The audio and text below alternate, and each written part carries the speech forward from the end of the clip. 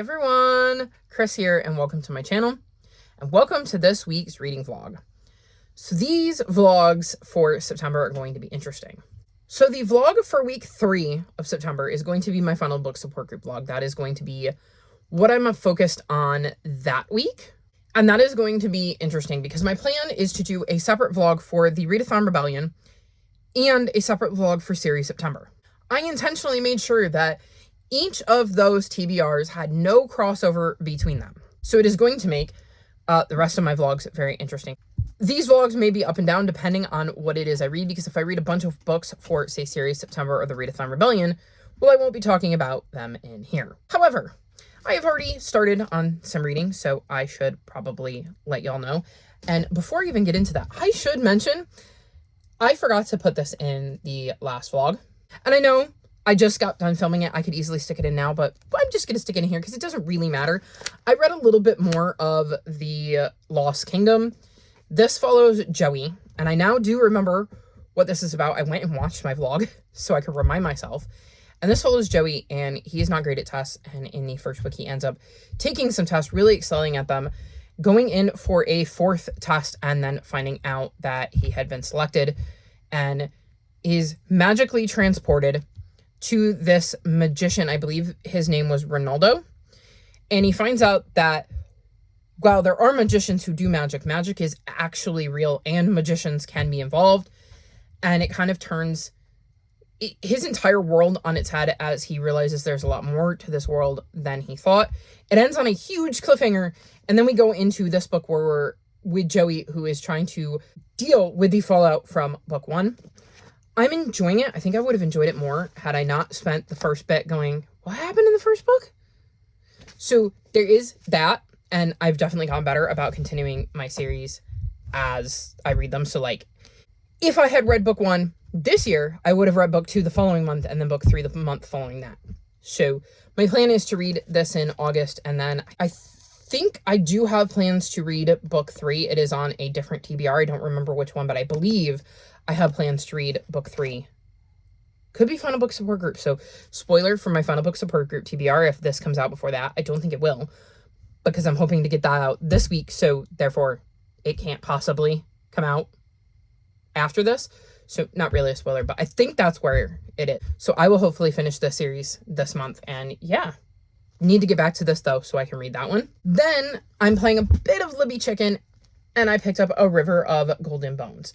So I am reading this for the Read Queer All Year prompt. I don't remember which one off the top of my head right now, because I'm a bit behind on that, but I had taken it out for that, finally got the audiobook, and then just did not manage to get to it in August. I think this is a bit of a Sleeping Beauty retelling because we're following twins Briar and Calla, and they have been hiding since they were born from a powerful sorceress who destroyed their kingdom.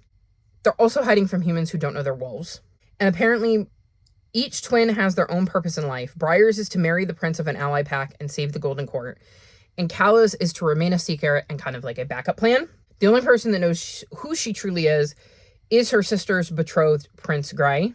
And it looks like the sorceress who was after them is going to be back when they come out of hiding for Briar's wedding. And it says she's back with another sleeping curse, which makes me think that this is kind of a Sleeping Beauty retelling of sorts. So it looks like Calla is going to have to save their sister, their kingdom, and their own legacy by continuing to disguise herself as a human and embarking in a quest across the realm. And I believe she's going to be looking at gender identity, because it says full of adventure, love, gender exploration, and self-discovery. And it does say a young heir as she/they come out of hiding. So I don't know whether that she/they is pronouns or is referring to the twins as like a unit. So it's going to be interesting to find that out. I'm on page 45, and I feel like it's more of a gender thing, and it's going to be more of a gender thing on Calla's part. So I'm very curious to see how that plays out. I'm interested so far, but we'll see where I land on it by the time I finish it. I have finished a book though, because it is late in the evening on the 1st, and I finally managed to find time to sit down, film the end of last week's vlog so I could start this one. And I couldn't pick up Lost Kingdom because I hadn't filmed, and I didn't film because I was clearing up room on my phone. Anyways, I picked up Dan in Green Gables, and I gave this 4.5 stars. This is a reimagining of Anne of Green Gables.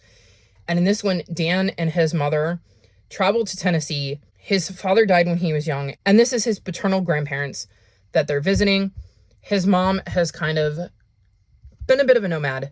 They've lived on the road, out of their car, traveling from boyfriend to boyfriend, and the wind blows them to his grandparents' house, and they go to sleep, and when he wakes up the next morning, his mom is gone and has left him with his grandparents, and he is not sure about things because his grandparents are churchgoers. His grandfather is very, very stuffy, and Dan is very, very queer and has to figure out how to navigate this new life he's found himself in with relatives that he doesn't really know, and at least one who seems to have some very big problems with who Dan is. I love this. I think that this is a really good retelling of Anne of Green Gables, or reimagining as it is stated on the book. I think Dan is an amazing POV. He's got such a great personality and a great view of life. He has gone through so much, and it is rough reading about some of the things he's gone through. It is rough seeing some of the things he goes through. There is a trigger warning in here. It says, "Howdy, reader. Just a quick trigger warning. This story contains instances of bullying, physical assault, and homophobia. I apologize in advance if this is upsetting, but know that I lived through these things and so handled these moments with extra care. I want you to enjoy the book, but make sure to take care of yourself first." I love that that was right out in the open, that the author addressed that going in so you knew what to expect, and also acknowledge that they know from personal experience how hard it can be to deal with this stuff, and so they tried to do a good job of telling that in an authentic way, but wanted to give you a heads up that they were going to tell it in an authentic way, so it could be triggering. I love the relationships Dan develops with other kids he meets in this town. I love how his relationship with his grandparents develops throughout the book. This was just a really amazing read, and I'm so thrilled I picked it up. Although, if I gotta be honest, I do prefer Anne. There's just something about Anne that I really, really love, and if you made me choose between Anne and Dan, I prefer Anne. So that has been the start of my week. I don't know what else I'm going to be reading. I have a bunch of audiobooks out. Whether I get to them or not, I don't know. As far as I know, I don't have anything. Oh, I lie. There is a book that I absolutely must pick up because it is overdue from the library, but I did not get to it in August, and that is The Potency of Ungovernable Impulses. This is the third book in this series, and it is a mystery that is set on Jupiter. Like, we're following characters that are on Jupiter and solve mysteries, so I look forward to diving back into this one, but that's the only one that I have that I absolutely must read. Everything else will be kind of me playing things by ear. So we'll see what I get up to, and I will check back in with you in a few days. Hopefully, that's the plan. I can't see a reason I won't. So fingers crossed everything works out, and I come back to you in a few days with an update.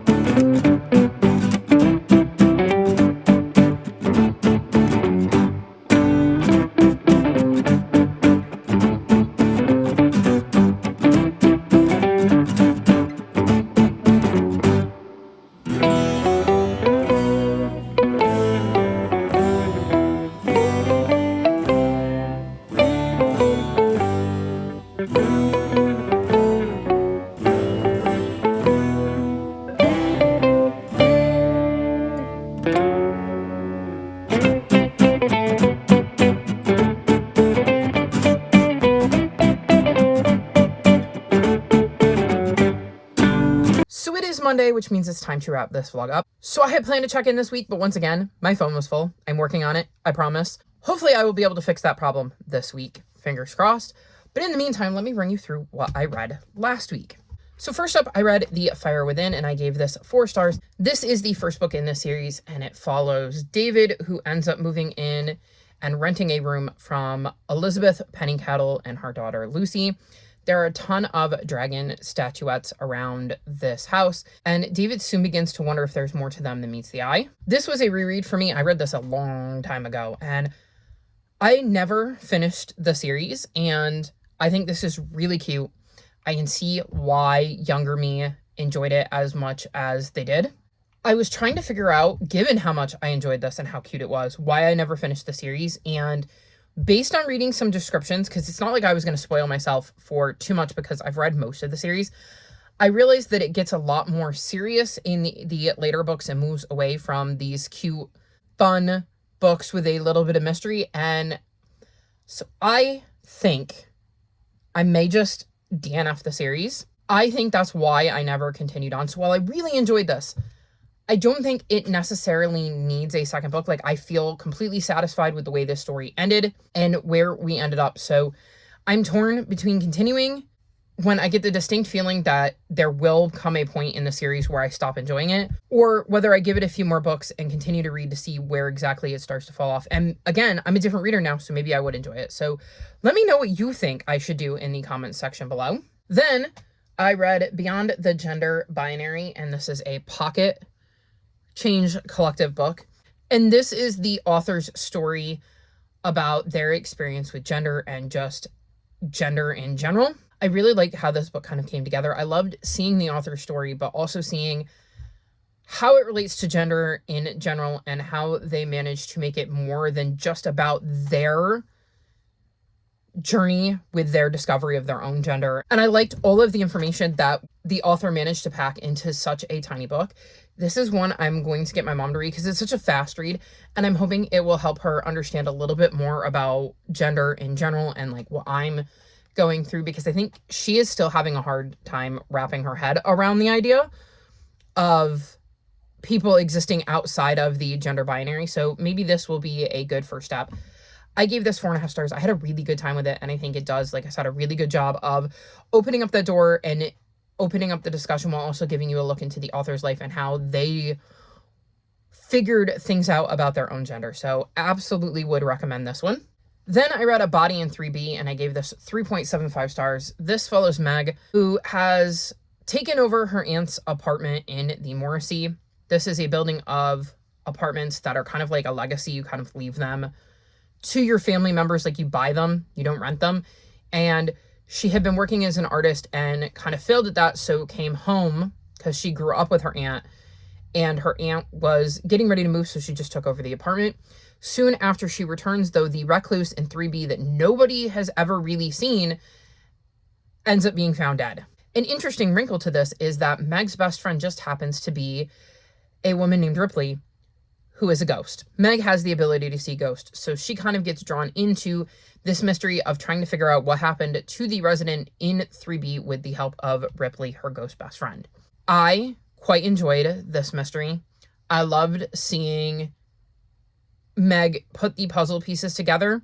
I thought this was a really, really solid mystery. I think it did a good job of starting to introduce us to this cast of characters that we're probably going to continue to see in future books, because these murders, I think, are all going to be centered around the Morrissey and the building and the tenants. So I'm very curious to see how that continues to play out in future books. I really liked learning more about how the ghosts work and how Meg's power works. I think it'll be interesting to see how that plays into future books and who, if anyone, finds out about the fact that she has this ability. I think this was a very solid start to the series, and I will 100% be reading more in this series in the future.